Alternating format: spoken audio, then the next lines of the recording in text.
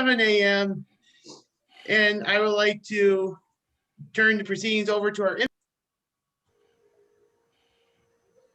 Volume, where'd your volume go? What happened to Eric? I'm here. Sorry. I was on mute for some reason. All right. Jill is our info carrier this morning. Jill. Okay, I thought you were sending it to me and you just stopped. Somehow stop, yeah.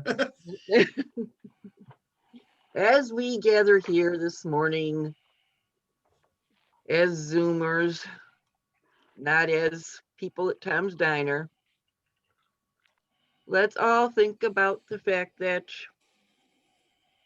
the world is getting better, we hope.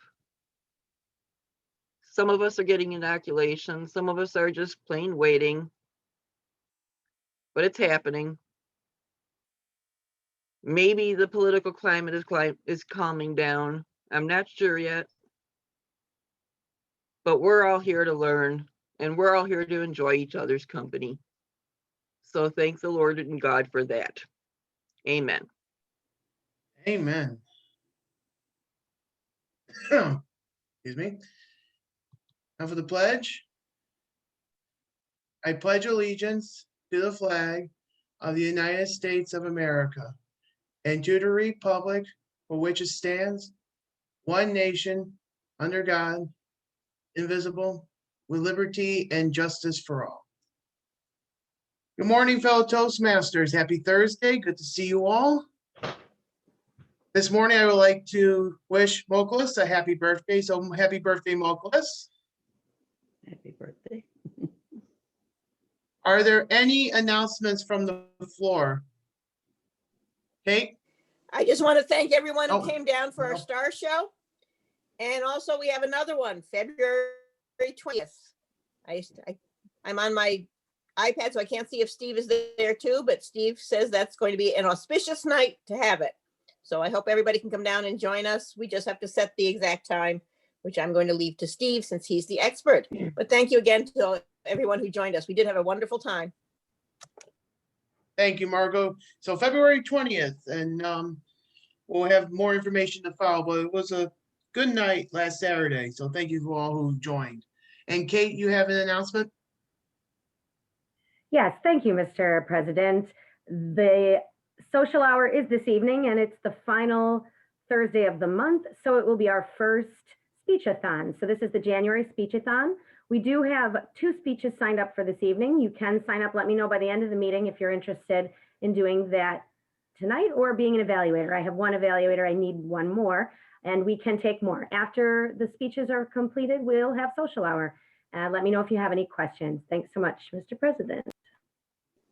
Thank you very much, Cate. So tonight is the first speechathon. So we hope you can join us tonight. Tom? Yes, thank you, Mr. President. Just a DECA update. We met yesterday at 1 o'clock. I had to leave early, but I got to see the 2 speeches that they had scheduled. And these kids are really making big advances. I'm so pleased with the program and how it's running, especially given the conditions that we're running it under with the Zoom meeting and the virtual, introductions and passing it back and forth. They're quite good at it, and the speeches are getting much better. They're actually seem to be enjoying it. They're injecting a bit of humor in, and they're having a good time. So that's what the program's about. So I just wanted to update you on that. We have a few more meetings scheduled through February. So that's what's going on at the school, Lockport High School. Perfect. Thank you very much, Tom. If anybody would like to come and observe the kids, it's on Wednesday at 1 o'clock. Are there any other announcements? All right. Well, we'll save the announcements for last at the end of the meeting. And I would like to turn things over to our Toastmaster of the day, Carol Ann. Good morning, Good morning.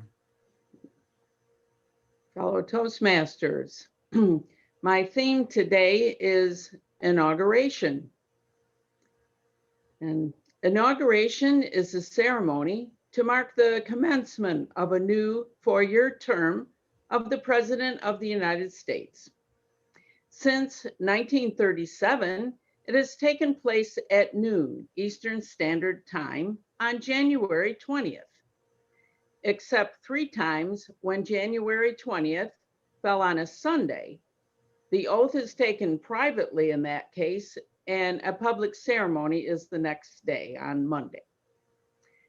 Taking the oath is the only constitutional mandate, and it is usually administered by a Chief Justice.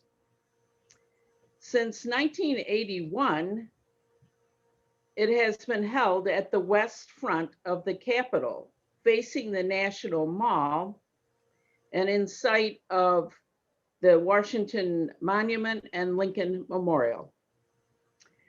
From 1829 to 1977, most inaugurations were held at the east portico of the Capitol.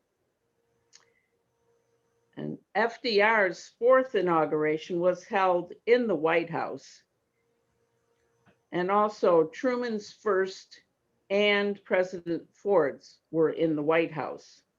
Inclement weather necessitated the inaugurations of Taft and the 2nd inauguration of Reagan to be also held indoors. The ceremony is usually a day-long event, which includes multiple social gatherings. January 20th, 2021 found social distancing in place instead. George Washington was sworn in on April 30th, 1789. From 1793 to 1933, Inauguration Day was March 4th, which was the day the federal government began operations under the Constitution. Again, except when March 4th fell on a Sunday. In 1789, George Washington's inauguration took place at the Federal Hall in New York City, and the 1793 and 97 inaugurations took place at Congress Hall in Philadelphia, since at these times, at the first inauguration, our capital was in New York City, and then it had moved to Philadelphia. And in 1817, the event took place at the old brick Capitol in DC, because the Capitol building was being restored since it was damaged during the War of 1812.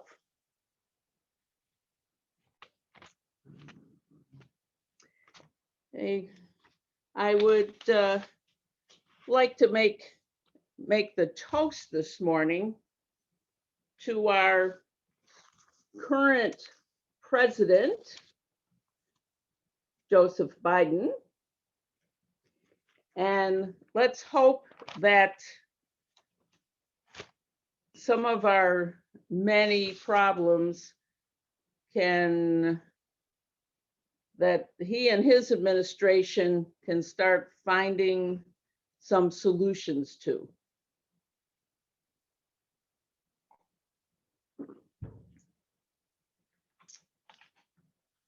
Now, I'd like to introduce our job holders.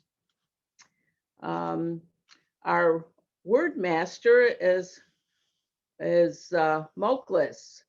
And could you tell us the word of the day? Madam Toastmaster and fellow Toastmasters, and welcome any guests. The word master introduces a word to be used during the meeting today.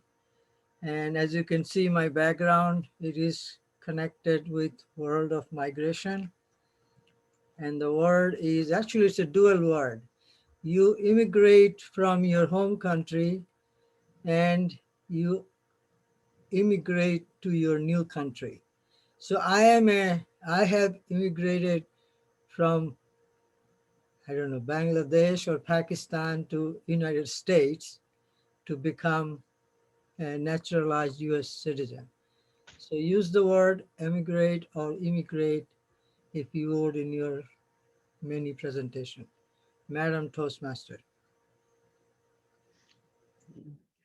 Our master today is Tracy Farrell. Can you tell us what your job involves? Yes, thank you, Madam Toastmaster. My job is to listen to everybody's speech and make sure they emigrate from their old ways into their new ways and drop those ahs, ums, and pregnant pauses. And I will be reporting back at the end of the meeting. Our grammarian today is Margot Bittner, who is very qualified for the job. So my goal today is to send all my grammarian vibes to you so they will immigrate into your psyche and I will have nothing to report at the end.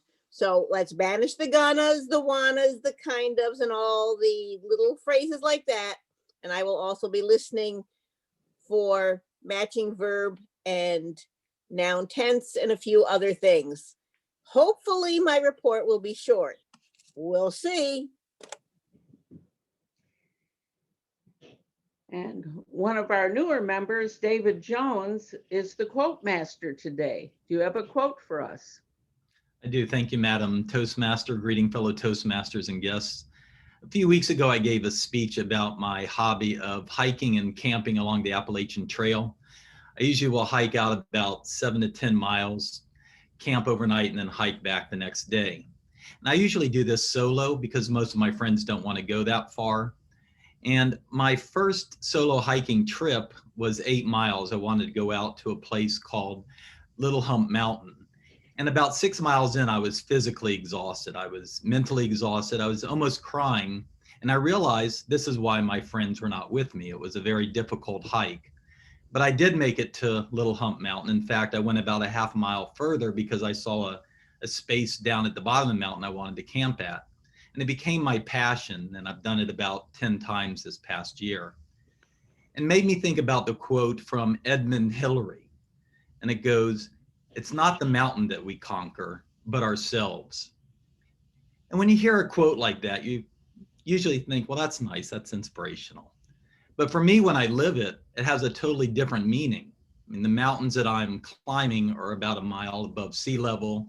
They're huge mountains. And I can tell you that hiking and conquering mountains is not that difficult. You just hike over them.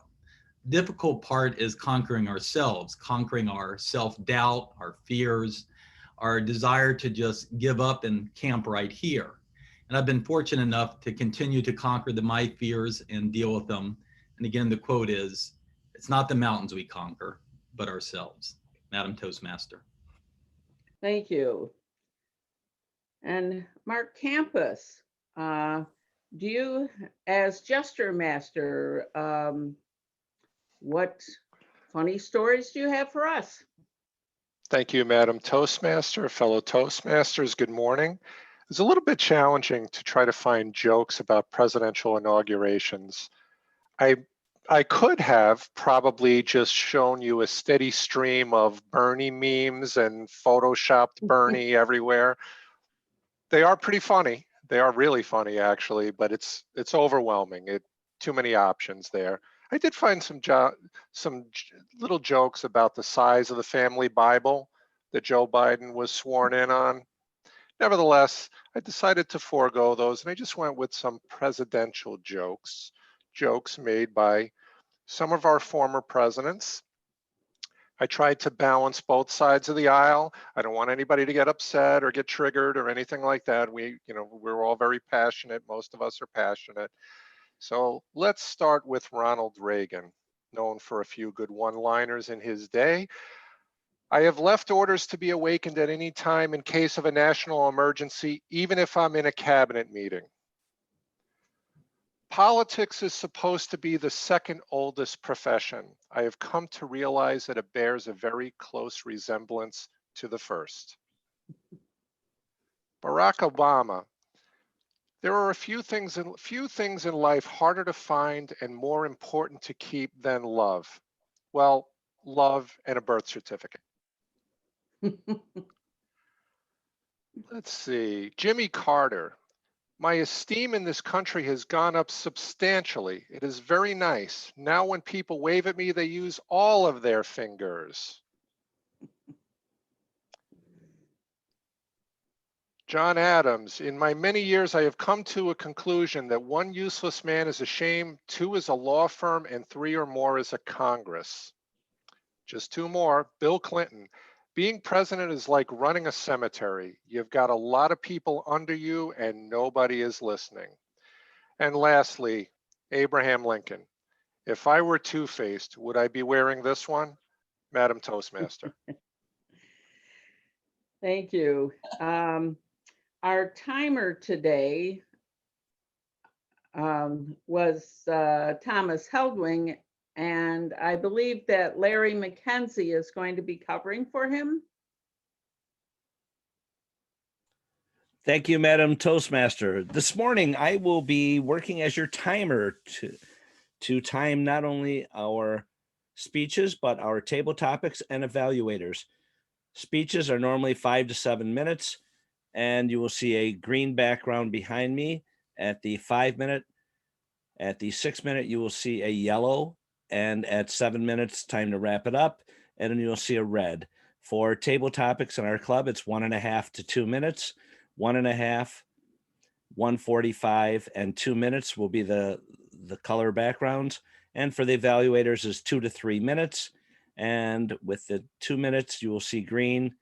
2.5, you will see yellow, and you will see red at 3. Time to wrap it up. I will give my report when called upon by our Toastmaster later this morning. Thank you. And our tech Jester Master is Jackie today. Good morning. Thank you, Madam Toastmaster. I will be paying close attention to things like your background and your demeanor while you are on camera, the way that you conduct yourself, so we can see what kind of gestures people use, as well as what their whole frame of reference looks like. Thank you. Okay. And our quiz master will be Dr. Gerald Stevens. Morning, fellow Toastmasters, Madam Toastmaster. I am the quiz master, so I will be paying attention and asking you a few items to see if you are using your listening skills and have plenty of coffee this morning. Madam Toastmaster. And our general evaluator will be Larry McKenzie.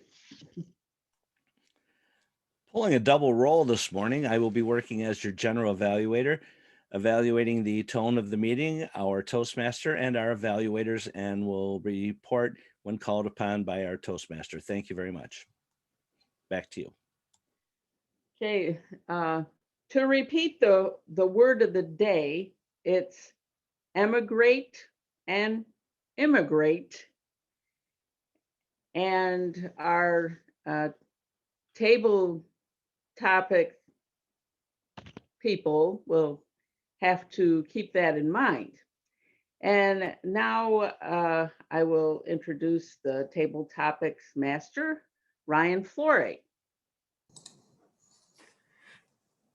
Thank you, Madam Toastmaster. Fellow Toastmasters, good morning, everyone.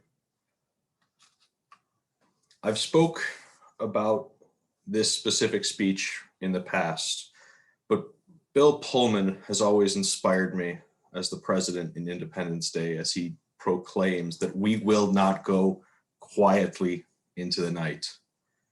Tom Moran, what is one example of a speaker or speech that you could watch several times or that you really enjoy listening to? Well, first of all, thank you, Ryan, for this opportunity to speak this morning. A speech that I enjoy, there are several, most of them are poems and that sort of thing. I don't really know that many or have heard that many political speeches that have stuck with me, or that I said, man, that was great. So I kind of stick to um, the written speeches, or even I've noticed it's not so much speeches, but the poetry and some of the music that I listen to, and some of the other writings that I've read is simply so moving. Um, I've had a lot of time since I've emigrated to Boston area.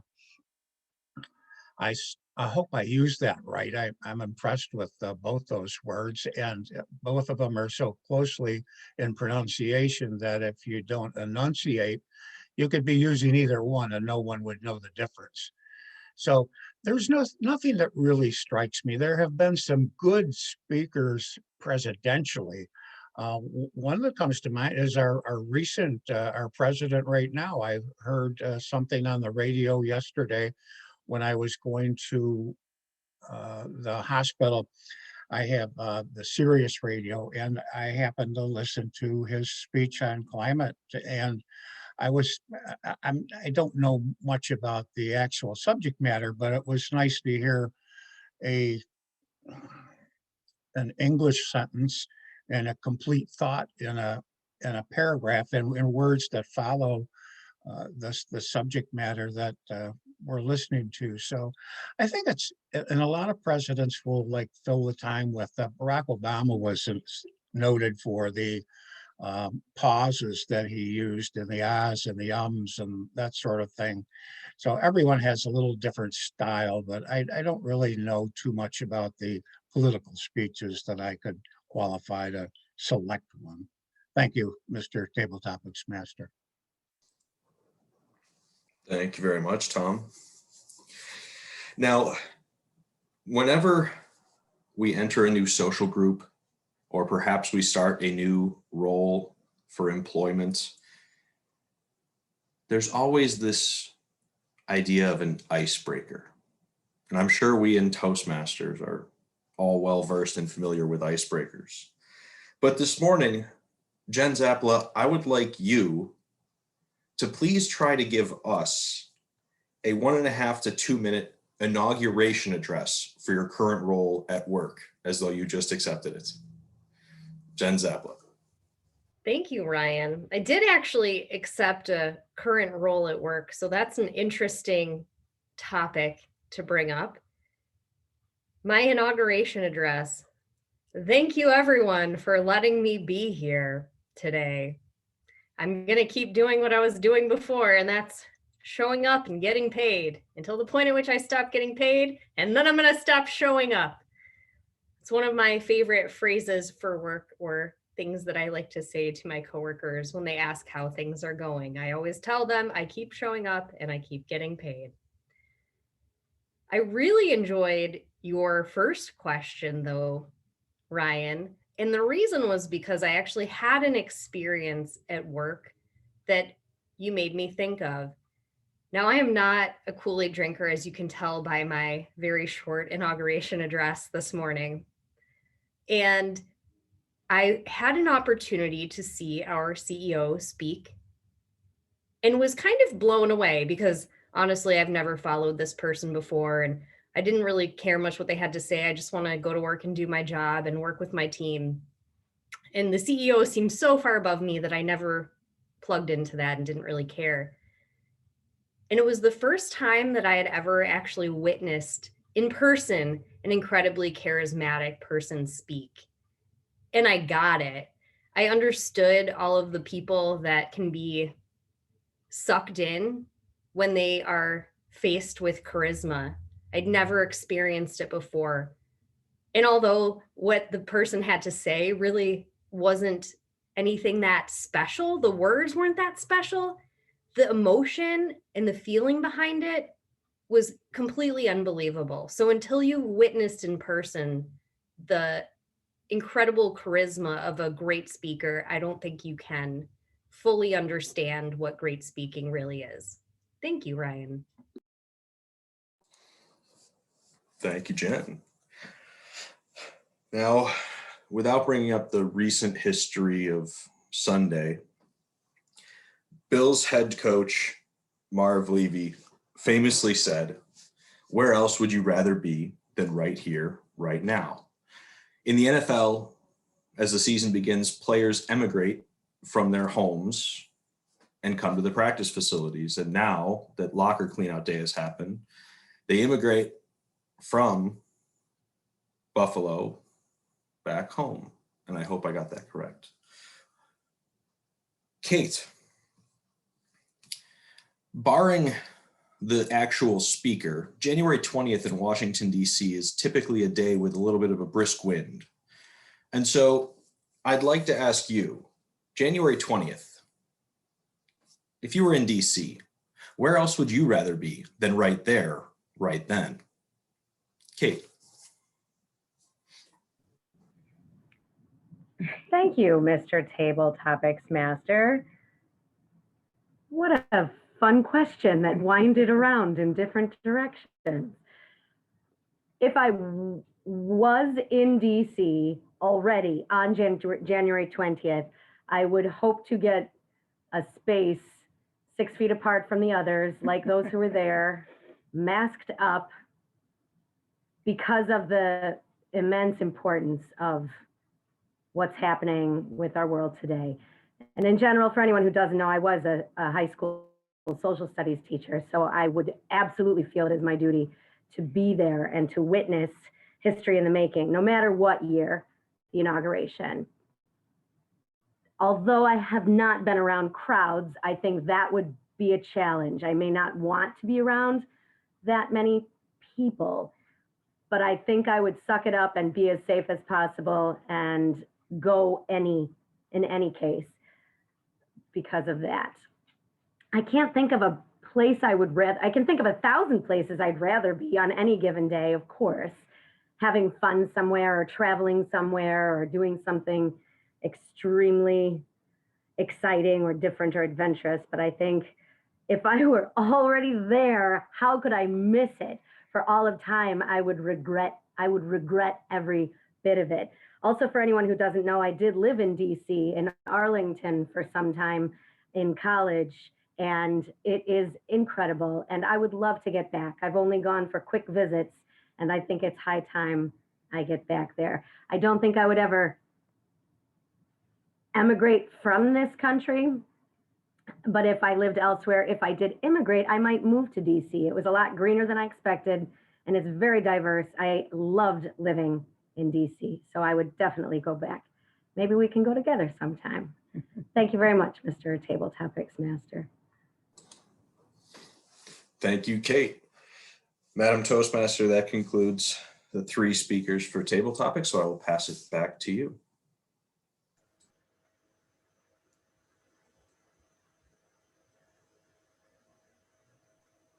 Now I would like a timers report.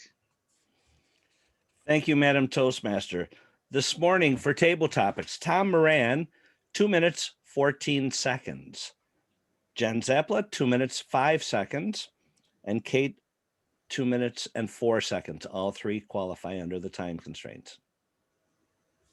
Back to you, Madam Toastmaster. And can we have a word master report? Yes, Madam Toastmaster. The Table Topic Master and all 3 contestants, Tom Moran, Jan, I'm not sure if I missed it, but Cate, they all, it seems to me, use the word. Thank you, Madam Toastmaster. Okay, now we'll have the vote for table topics.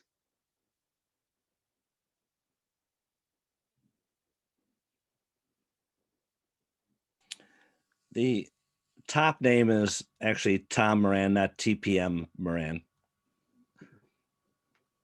Double duty. Okay.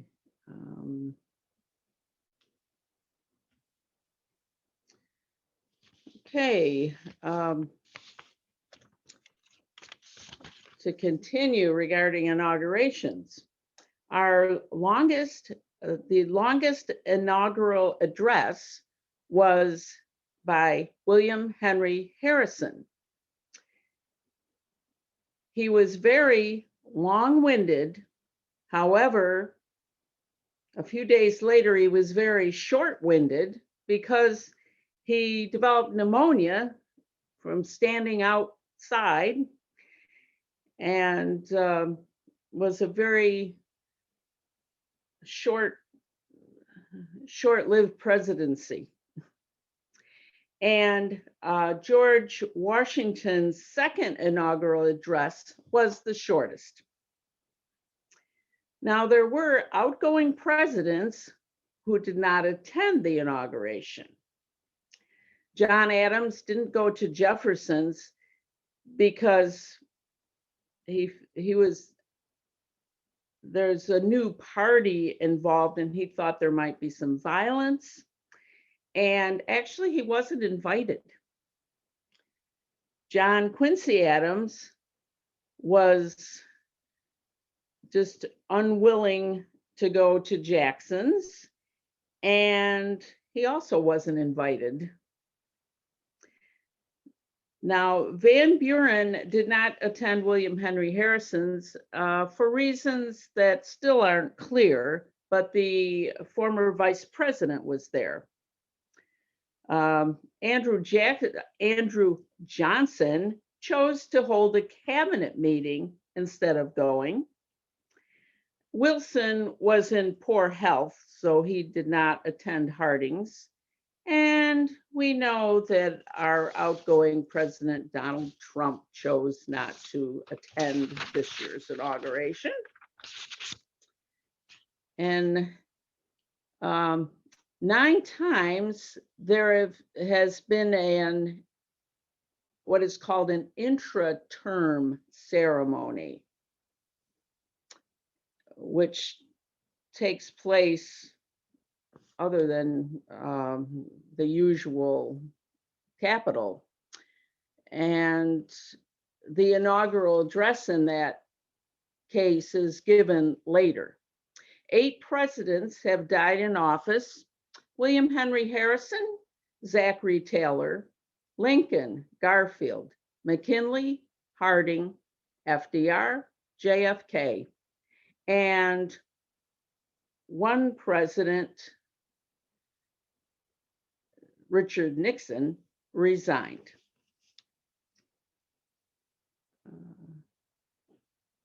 See, now we can proceed to the speaking portion. Our first evaluator is Larry Eckert, evaluating Samir. Larry. Thank you, Madam Toastmaster. Good morning, fellow Toastmasters.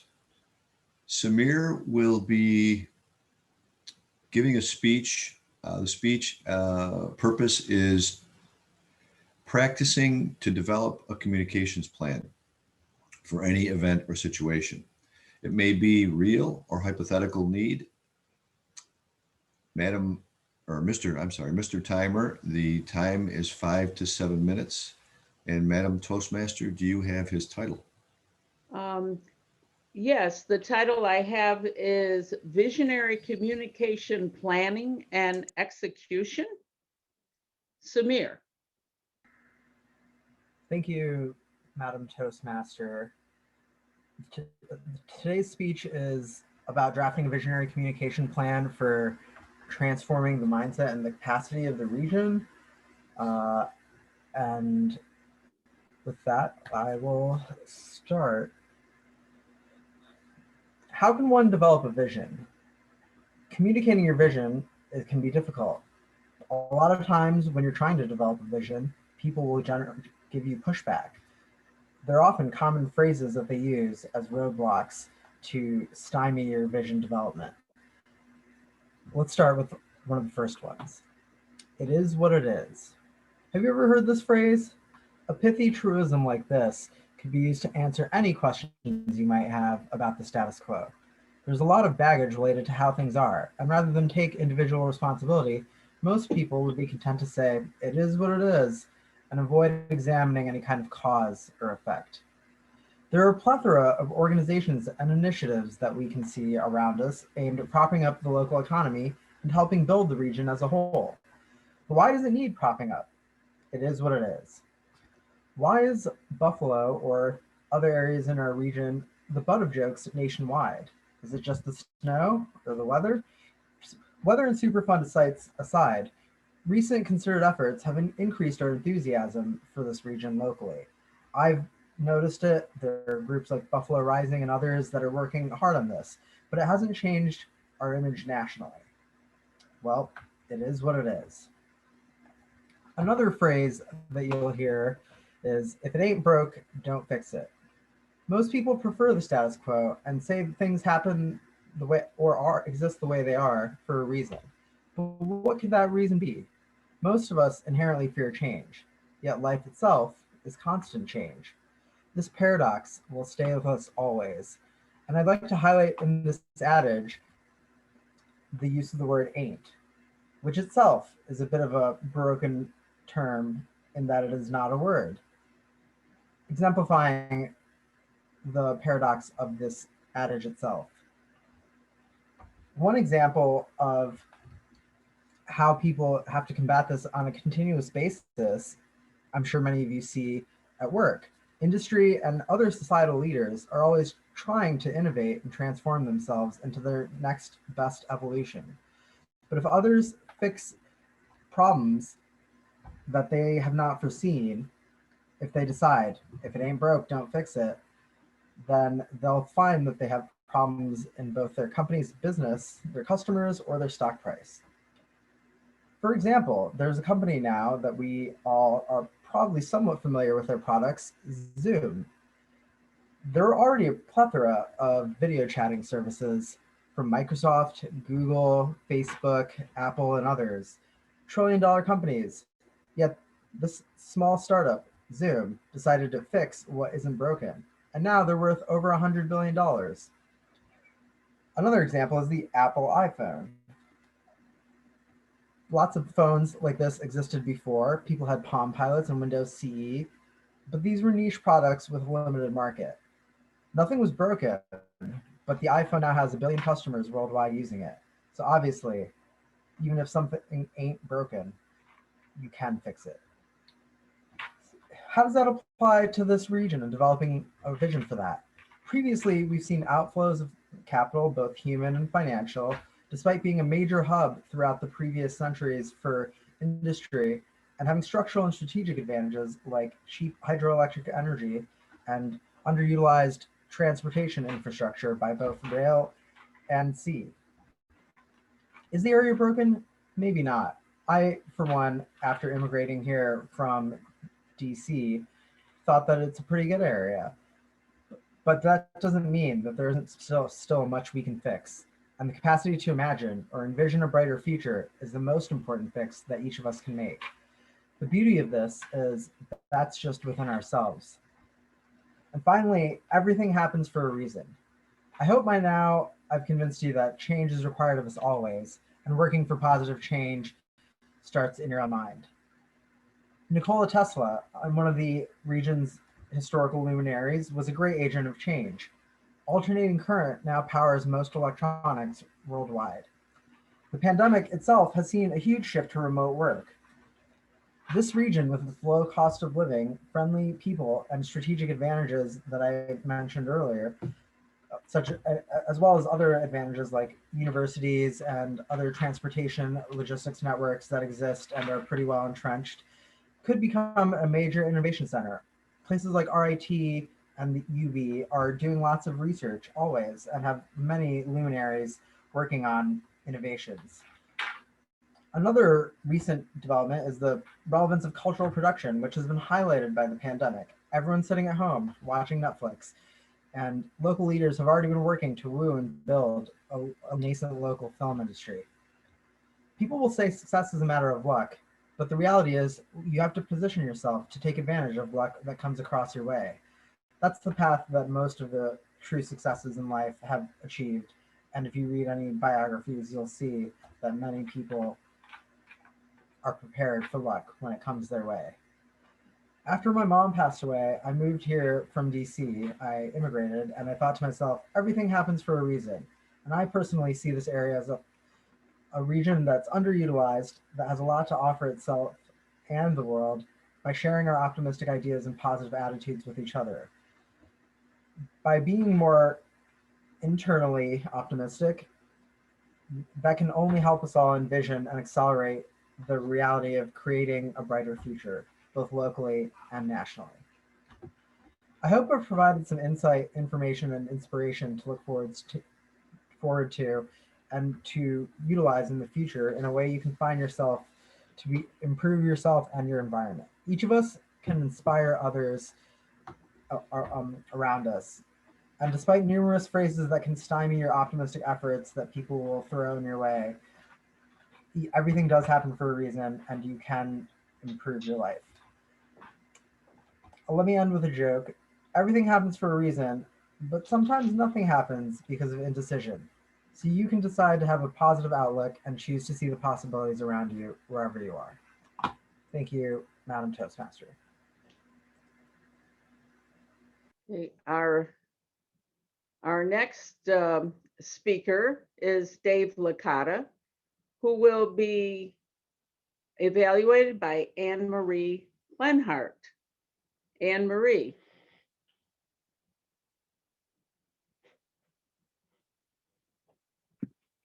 Good morning, Madam Toastmasters and fellow Toastmasters. It's my honor today to be evaluating Dave Lakata. And he is working on Knowing Your Sense of Humor, a collection. His purpose is to begin delivering a collection of humorous stories and to present a speech that includes humor and uses both anecdotes and stories. Madam Toastmaster, do you have his title? Yes, I do. Dave Lakata, Make Them Laugh. Dave. It's 5 to 7 minutes also.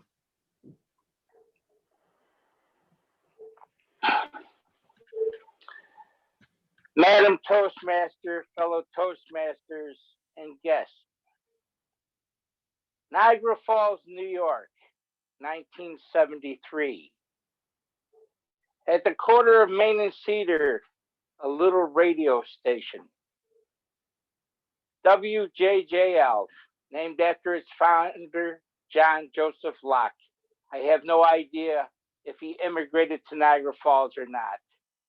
The owner, Tom Talbot. The sales manager, Bob Robinson. The senior salesman, Dick Shadd. The junior salesman, yours truly. Well, it wasn't a bad gig. I got $100 a week. I was allowed to get a gasoline trade. I could trade advertising for gasoline as I meandered throughout Western Niagara County looking for new business. And I got 20% commission on anything that was above $1,000 worth of advertising for any particular month. Well, I was humming along. I wasn't doing too bad at all. Things were pretty good. And then the late, great Summit Park Mall opened. Well, the senior salesman and myself got all excited because we thought this would be a great opportunity with all these new stores to sell them advertising. Instead, what we got was a lesson in mall advertising 101, which is, I'm a small store. I want to be next to Sears. I want to be next to Jen's, and I want to be next to Penny's, because I will benefit from the foot traffic that goes to those three stores, and they'll come in my store. So I really don't have to advertise. Well, the senior salesman and myself, we shared the list anyways. So we split it up. It was like a lottery, and we picked them out of a hat. Of course, he got the bigger ones because he was senior salesman. So I I got a little shoe store called Gavin Camp Shoes in the Summit Park Mall. And I went in and talked to the manager, and he said, and he repeated the mall advertising scheme 101 to me, but he said, listen, when we do open up, we buy a few ads, we put them on the radio. So here's our advertising agency. So I sent my card to the advertising agency with a little letter of introduction, and I just waited. And I had no idea anything good was going to come of it. Well, one day there was a letter on my desk from Carnahan Advertising of Columbus, Ohio. And it was indeed for Gallon Camp Shoes. And it was for about, $250. It wasn't, that's not a big deal. But I was happy to have it, being the junior salesman.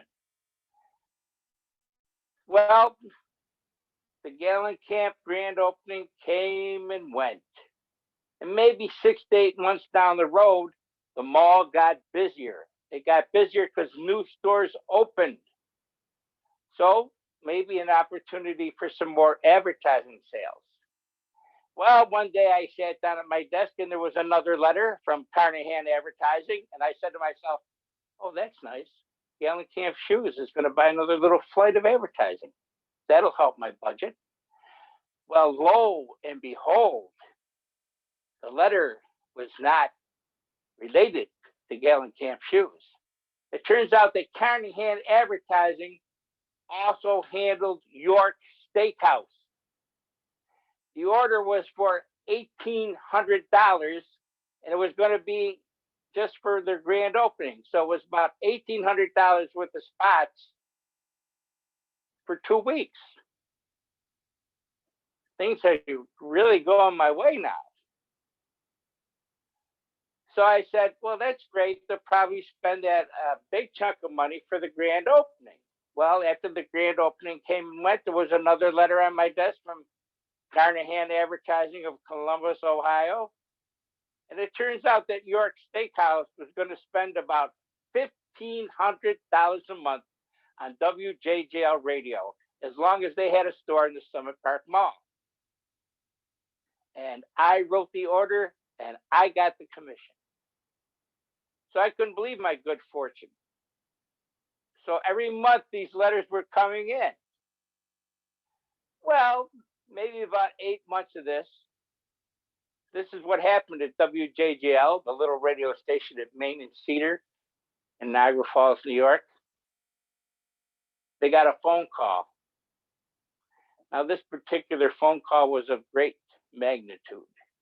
It was a kind of phone call that would have first been taken by the owner.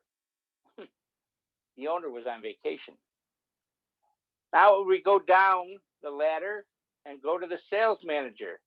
Well, Bob, the sales manager, he was busy at the Red Coach Inn entertaining clients.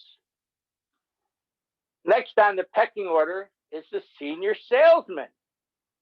Well, the senior salesman was down on Pine Avenue entertaining a certain beautician in her one station, one room beauty shop. The only person in the station that day was yours truly. And I picked up the phone. And much to my utter delight, it was Ogilvy Mather, one of Madison Avenue's biggest advertising agencies.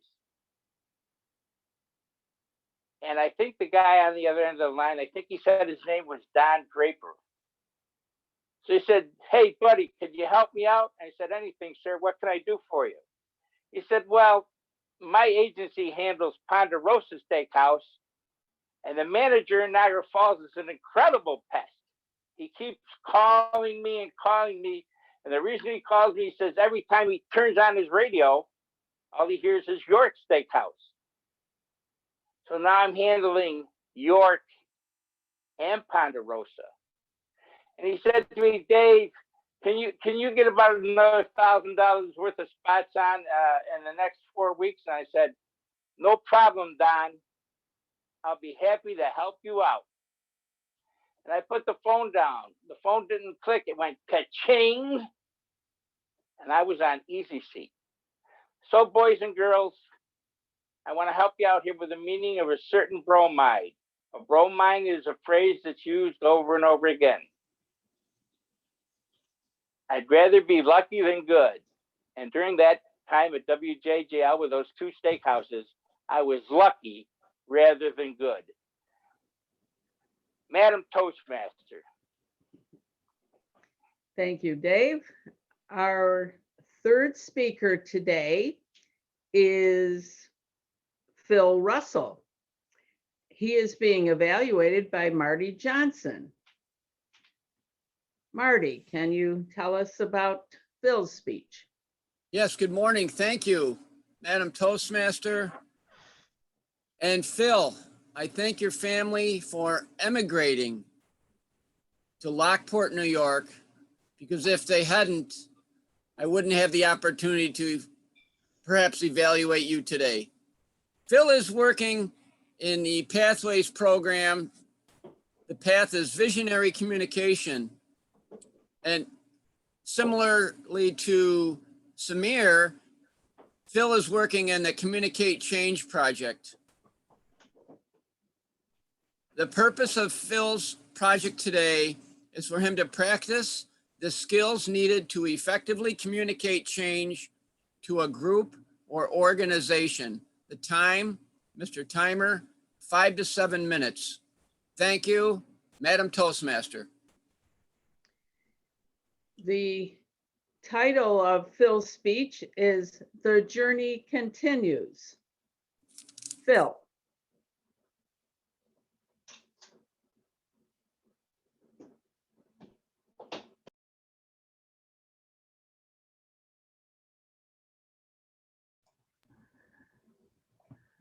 There. Hit. After, it's okay. After 39 years in Toastmasters, the challenges and learning never ends. Madam Toastmaster, fellow Toastmasters, I thought that attaining the DTM, my journey was over. It was over. I had reached the apex of my achievements. Not so. Not so at all. There's always new challenges. Technology, new technology. Now, I must tell you this. I had one of the first cell phones in the area, Buffalo Tel. That cell phone, I carried around a pack that was at least 40 pounds. You carry it over your shoulder, it's bigger than my briefcase, and you have in the other hand the briefcase, and I was in heaven because I knew technology. Then we started off in business with a pencil, of course, and a piece of paper. That's how we did business. Then the computer came along. It was a computer. What great advantages. So the company went out and got us computers right away. I didn't have a computer of my own yet, but they got it to us and we started learning how to use it. Then eventually I got my own computer as well as the business, and then your own computer worked for the business. It was advancing all the time. Now, fast forward a long way, we get Zoom. Zoomba, doomba, doomba. We have Zoom. Right now, we are talking to each other. It's incredible. It's incredible what we're doing with this Zoom because we're continuing our meetings. There's GoToMeeting, there's all these other ones. We could get up 25 people in a picture. I am communicating with 25 people. Right now, it's 23. Amazing. Now, what's another challenge? Pathways. Pathways. Pathways has been an innovation in Toastmasters. It's a new concept via a path. But guess what else happened? It's now again that computer. The demon computer always gets in the way. Unbelievable. Unbelievable. But if you embrace it, it becomes more fun. You get more out of it. It's enjoyable. Now, what's happening with this? Well, let's talk about that. How about recruitment? How about recruitment? Talked with Dave Lakata on the phone. Now, Dave has over the years been our #1 recruiter when he's out and about because he's in sales. It's his natural. He walks into, ABC phone company or ABC, a breakfast nook, and he strikes up a conversation. It will, I guarantee you, turn to Toastmasters. It will guaranteed go to Toastmasters. Now, the one challenge that Dave has, and I've talked to him about it. I started off with the Zoom with my phone. I would take my phone and I would hold it up. It would be cool and people would see me. But guess what? Because I was moving it, I found out, people telling me, it was a distraction because I was all over the place. I had my cigar, I had my coffee, I had everything. It was fun. But then I realized, wait a minute, that's not real good communication. So I moved over to the computer. And I talked to Dave about it. Dave does have a computer, but the one thing he was missing was either a audio or video. I can't remember which, and it didn't work. So he backed off. And now I encourage people that are using just the phone. And I have one person in my networking group. He uses strictly a phone in his car. It works perfect. And I used it once when I was ringing the bell for Salvation Army, and I was in on a meeting. I had it muted, and I could get the whole meeting. And if I needed to be there for a vote as a board member, I could do it. So the phone is a great idea for that. But with Zoom and Toastmasters, I feel that it's most important to use the computer because you're talking to 22, in this case, 23 people today. Second problem with membership, retention. I spoke with Charlie Deacon the other day, and he told me his frustration story. I had a frustration story, but his was compelling. His was compelling because it wasn't just the technology, because he can get on, but it was pathways. Now, I embraced pathways. I didn't like it at first. My real frustration with it is why didn't they leave as one path the old traditional way? And I felt that would be good. Now, Charlie left because he just couldn't deal with all of it. And I feel we're losing a lot of seniors because of this. And I think that we need to really embrace the idea of this public speaking and utilizing the old, and possibly encourage Toastmasters International to try to bring pathways or the traditional as a pathways path. I think it would be worthwhile. I think it would be worthwhile. Now, I'm approaching 40 years in Toastmaster. Time flies when you're having fun. But I am still energized by learning new challenges, learning new things. I hope others take on the new experiences with enthusiasm as I have. Madam Toastmaster.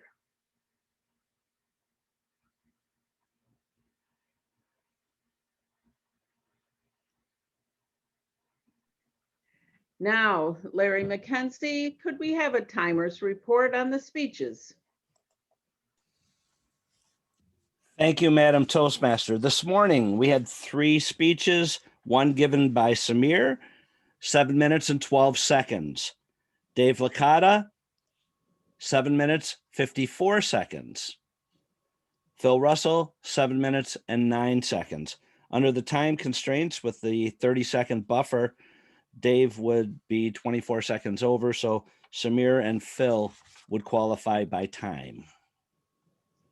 Madam Toastmaster. Okay, and now may we have a vote?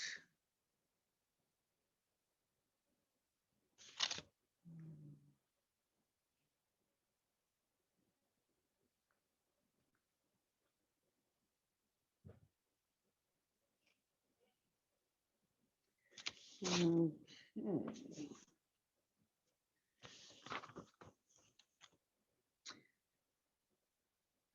Sometimes inaugurations of a new president have to take place wherever they happen to be.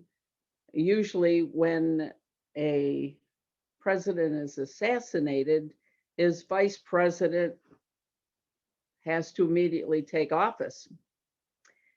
Now, as most of us know, President McKinley died in Buffalo, and Teddy Roosevelt was sworn in at the Ashley Wilcox House on Delaware Avenue here in Buffalo by District Judge for the Western District of New York. Now, Coolidge, when he became president, was actually sworn in by his father, who was a notary public. And what baby boomer doesn't have this etched in your mind?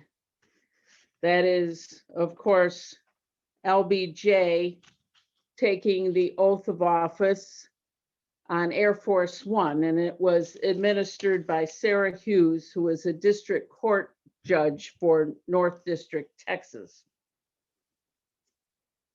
Now, some memorable quotes from inauguration speeches are FDR's, "All we have to fear is fear itself." Of course, JFK's famous, "Ask not what your country can do for you, but what you can do for your country."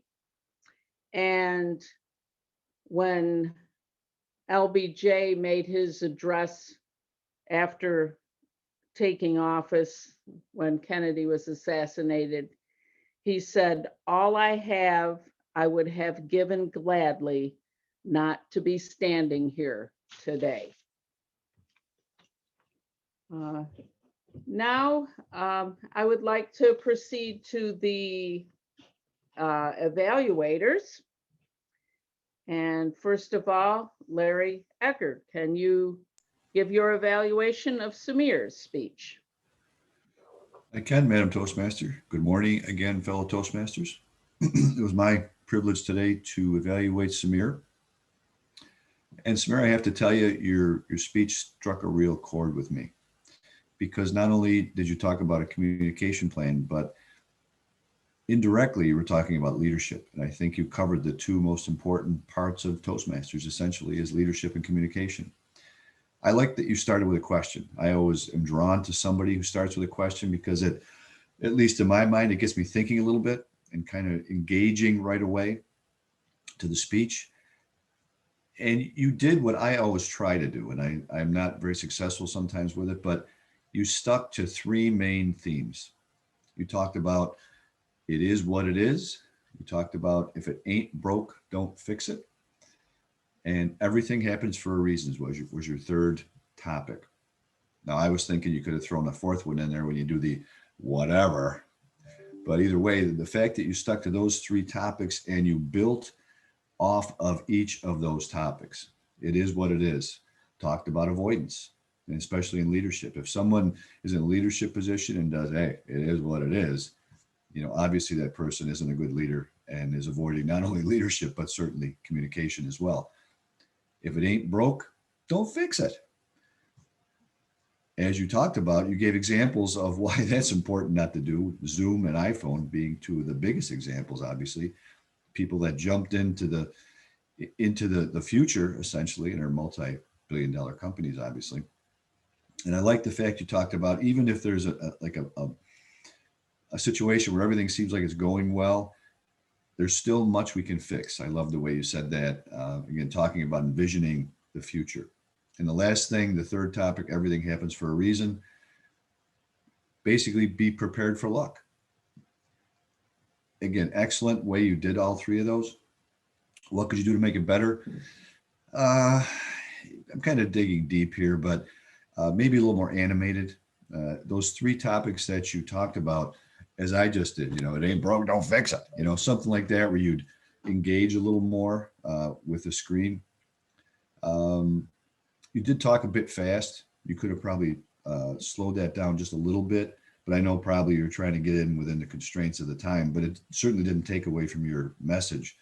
And just a little bit, your background was somewhat distracting. Not so much the background, but you kind of, as you talked, you kind of faded in and out a little bit on the background, which could be a little distracting, but it didn't distract me because overall I enjoyed the topic. And in the end, I think you ended with a great conclusion. Again, I'm one of those people that likes to start with a topic and then visit at the end, and that's how you closed. You reiterated your basic topics and you ended with a quote, which I thought was an excellent ending. So overall, excellent speech. Can't wait to hear the next one. Madam Toastmaster.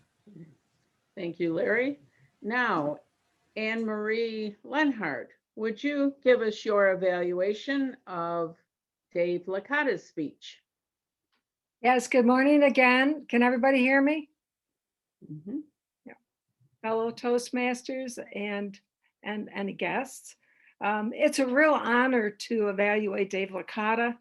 I've been a fellow Toastmaster with him for over 20 years, and I was impressed when I first joined the club 20 years ago in terms of the talent and the charismatic manner that he has, and I'm again just as impressed now.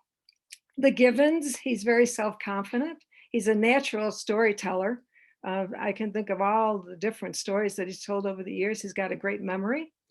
And I think the most important skill that he has, which is a natural talent, is his sense of presence and his pacing in terms of his language is really excellent.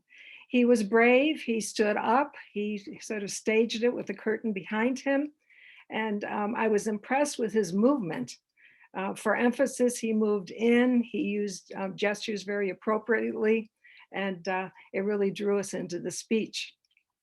He started with a story of 1973 in Niagara Falls, New York, and proceeded to talk about some history regarding advertisement and marketing, some interesting incidents in terms of the commissions that he made.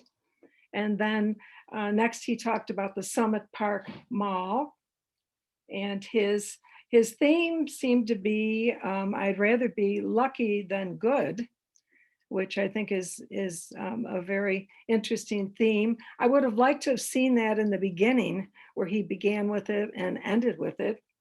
And just a few suggestions. The one is to draw us in with the introduction. And maybe you could have started with, has anybody felt that it's more advantageous to be lucky than good? Or has anybody ever been in sales or advertising or some kind of hook to really lure us in? Also, I was digging, and maybe some of my fellow Toastmasters can help me, for the humor. I was looking for jokes. I was looking for anecdotes. I was looking for something funny. And I'm not the best person to look at that because I really don't have much of a sense of humor. It takes a while for me to get jokes oftentimes. So I said, gee, maybe I'm not digging deep enough. Maybe there was humor, but I missed it.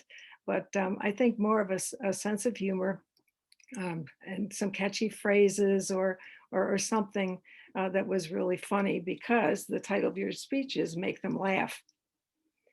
So overall, I think you did an outstanding job, except for the introduction and the, I think, lack of humor. In the conclusion, again, you could have echoed back to your theme, which is I'd rather be lucky than good, and reinforce that again. So I'm looking forward to your next speech, Madam Toastmaster. Thank you. Now, Marty Johnston, may we have your evaluation of Phil Russell's speech? Absolutely. Thank you, Madam Toastmaster, fellow Toastmasters, and I do not see any guests today. Phil, wonderful job with your presentation this morning. I feel that you definitely reached the goal of effectively communicating change to a group. And the group, the audience was AM Lockport, members of Toastmasters in general. The change that Phil spoke about was technology. And Phil, I don't know, honestly, if you planned the pause at the very beginning with, can you hear me now? But I know every once in a while we run into that. We run into that little glitch. Phil, you excelled at hand gestures during your presentation to help make your point. Make that plural, points. Your voice and the information given, the tone of your voice and the information given were definitely advantageous, and that was part of the purpose of the project, to use voice and enough information to make the point about change in communication. I liked the points that you made. You enumerated a few different points on technology and how we stumble on technology, and how you thought when you reached DTM that was the end of the road. And I'm very glad you brought up that point, because pathways, as you mentioned, pathways came to play, just as you may have been, who knows, you may have been losing interest. So I'm glad that you embraced it and you're keeping your enthusiasm up about pathways. A couple things to work on. I did mention about in the beginning of the speech, just to make sure that you can be heard, and test your computer prior to the meeting, your voice, that you can be heard. I feel, and I would recommend you try this, and I'm going to myself, possibly standing during the speech, during the presentation. I feel if you stand or if you stood during your presentation, you could show us the cell phone then with like a big pack you had on your back versus now, where you could fit it in your shirt pocket, how technology has changed. That's one example. And your vocal variety was great. I would suggest in a couple different instances during the speech that you just boost the volume a couple times just to keep our attention. Not that I lost your attention during the speech, but I think it's just good to periodically boost the volume during the presentation.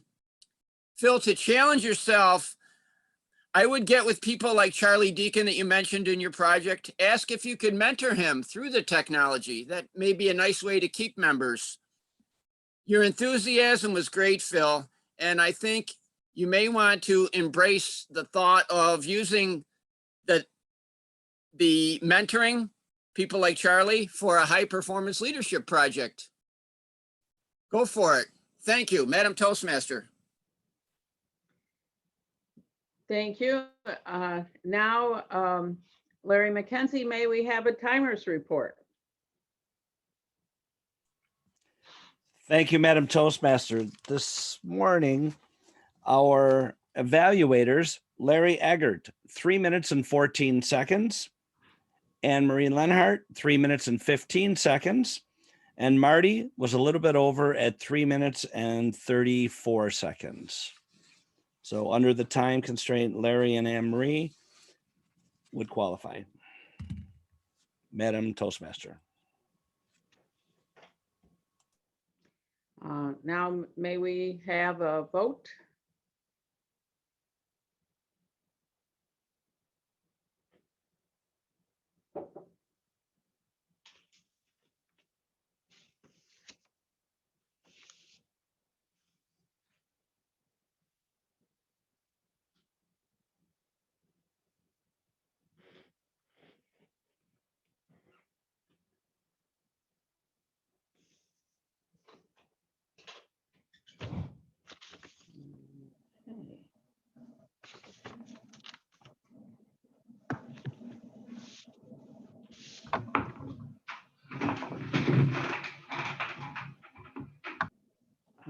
Now, I would like to share part of Abraham Lincoln's second inaugural address, because I think that many points in it can apply to our present situation. With malice toward none, with charity for all, with firmness in the right, as God gives us to see the right, let us strive on to finish the work we are in, to bind up the nation's wounds, to care for him who shall have borne the battle, and for his widow and his orphan, to do all which may achieve and cherish a just and lasting peace among ourselves and with all nations. And this is all the presidents that have been very good leaders, and maybe some that lacked a little bit in leadership, but our country has survived and will continue to. Now let me introduce our general evaluator, Larry McKenzie. Thank you very much, Madam Toastmaster. I will be giving a brief report this morning and then turning it back to you, I do believe, for the rest of the reports, if that would be okay, Madam Toastmaster. Fine. Today, our meeting began on time, thanks to our president, Eric, starting our meeting on time as usual. Carol, great theme with a lot of great information, which is very timely within the month of January. The things have just transpired in the last week or so. One of the shows that I am watching on Netflix is called Turn, and it's the Washington spies. So it hit in with some of the information that you were given because of the fact that I've been watching it throughout the last week or so periodically, and I would recommend it if you wanted to continue with the subject for today, if you wanted to watch that. One of the things that Carol has done is she did email throughout the week to make sure that all the roles were filled. One of the things that I would recommend, though, is that with the amount of people that we do have within our club on the meeting or at the meeting prior to, would be perhaps not to double up roles. I found not that I didn't mind doing the timer role, but with being general evaluator and making notes and also doing a couple of the different polls and other actions, it became a little bit more tedious. So maybe perhaps asking if there would have been another volunteer for that could have taken that, but that would have been fine. You also, let me just see, great information. Let me see emails. You kept to the time throughout the meeting, at the beginning of the meeting, and things moved along greatly. You did fill. One of the things that I would recommend to our Toastmasters, though, is to encourage everyone to send. I know you offered, Cate. I see it in the notes. I would recommend that perhaps we let our speakers know, and also our table topics speakers know how we liked their speech by private message. Send them a little love note or a message just with your personal evaluation.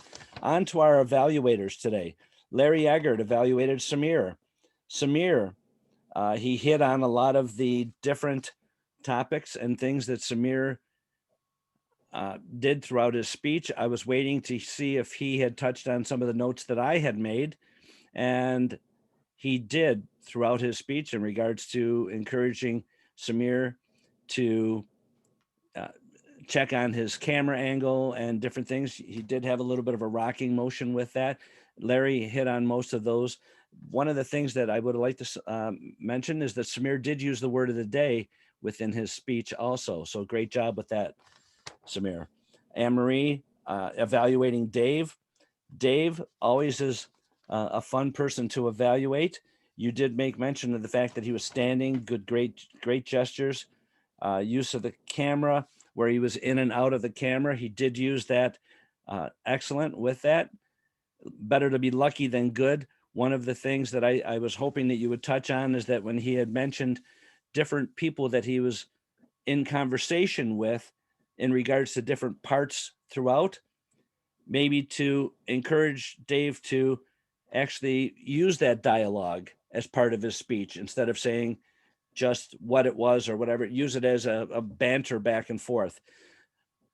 All in all, great job with that. The one thing that you didn't, I think you hit on was the fact that Dave did go over time, one of our experienced Toastmasters.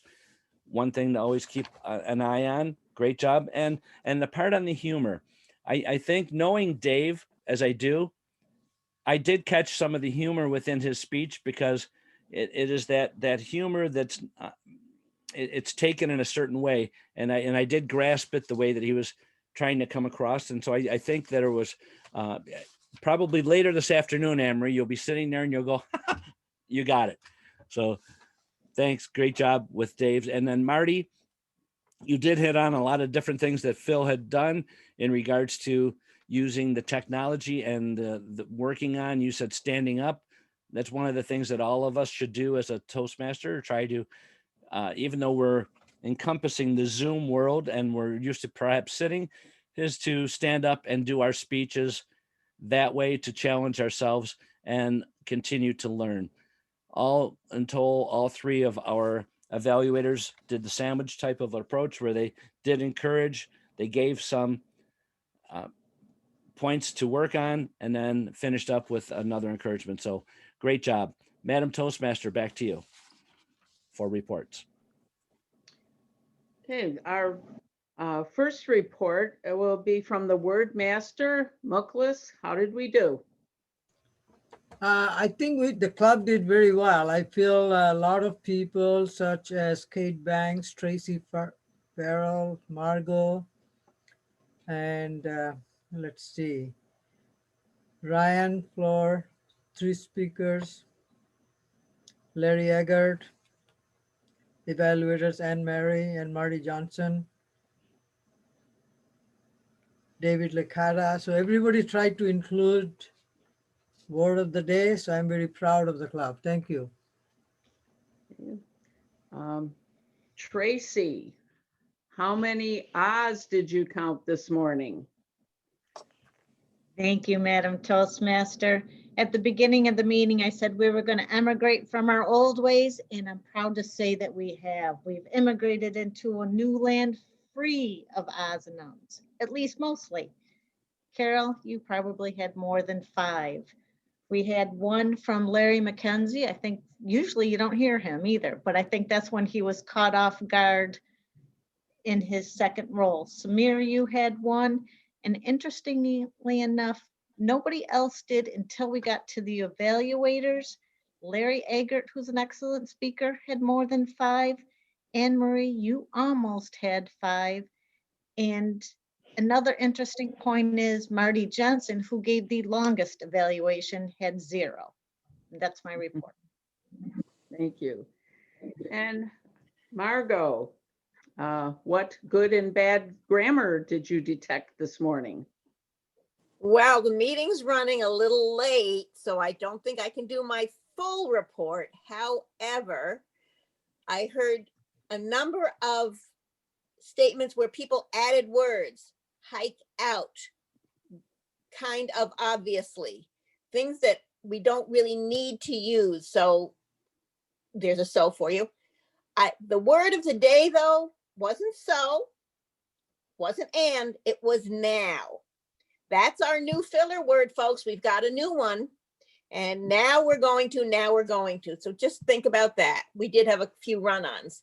For the good uses of English language to end on a positive note, Carol, I liked how you wrote things out, but may we have instead of can we have. Thank you for using may.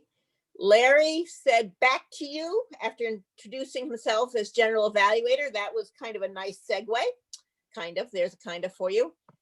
Jen plugged into, I heard Samir, of course, his vocabulary always excites me. Stymie, pithy, adage. He corrected ain't. Thank you very much for doing that. Dave Lakata, the phone went ka-ching. The visual and the auditory images that brought up was wonderful. Marty spoke about, excelled, and enumerated. Phil had apex and strikes up a conversation. You could just see that happening. And I will end there because although there is a little bit more, we always end on a positive note. Madam Toastmaster. Thank you. Our tech and gesture master, Jackie, how did that go? Thank you, Madam Toastmaster. And thank you for dressing in your theme this morning. I appreciated Ryan's clear background and notice that Jen keeps her body very still, but gestures with her hands and her face. David Jones makes very good eye contact.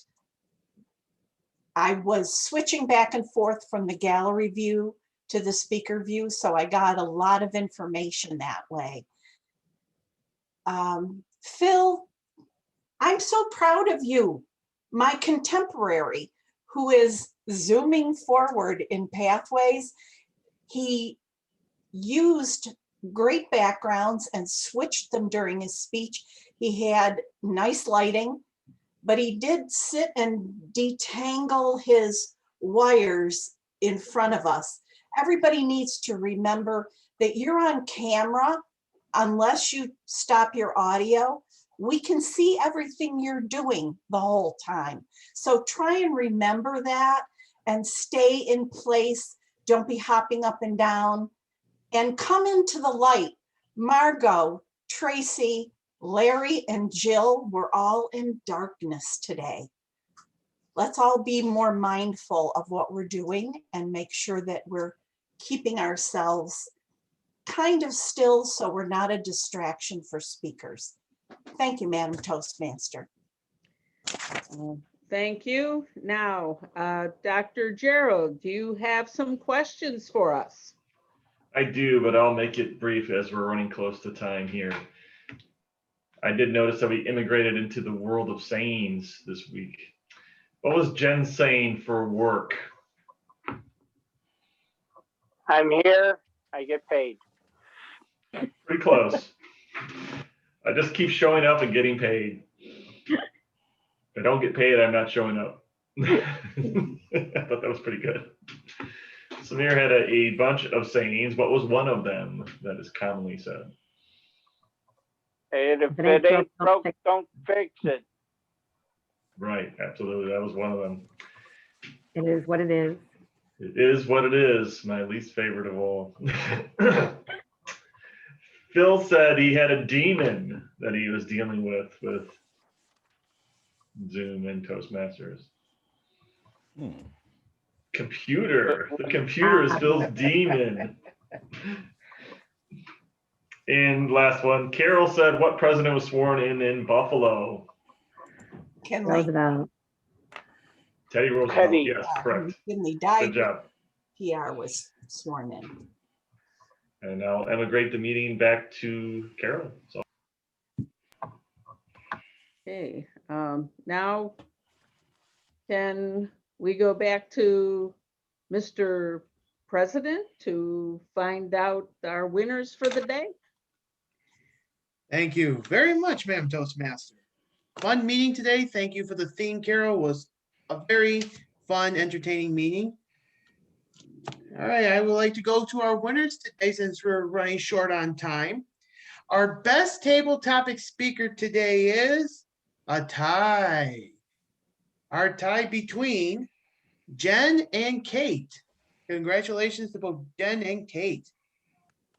Our She left. It's me. I'm kidding. It should be her. Our best evaluator is Dr. Anne-Marie Lenhart. Congratulations to Dr. Lenhart.